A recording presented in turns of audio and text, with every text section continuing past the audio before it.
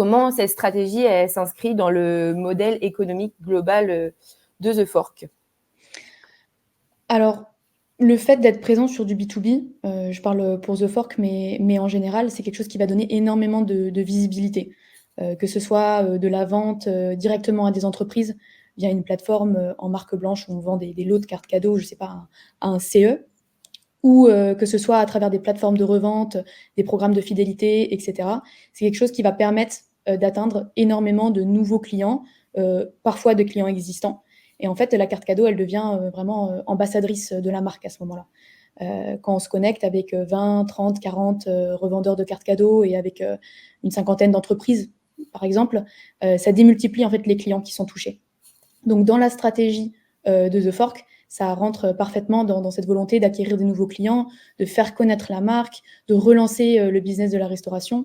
Donc, c'est vraiment un outil pour eux d'acquisition qui est très performant et qui va générer énormément de trafic sur leur application et dans les restaurants. Et ça, c'était vraiment leur objectif, je pense, quand ils ont, comme l'a dit Dimitri juste avant.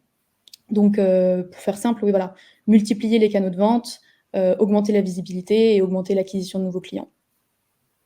Et si je peux compléter, Anaïg, sur ça, ce qui est très intéressant par rapport à l'acquisition de clients, c'est que les cartes cadeaux, c'est des valeurs.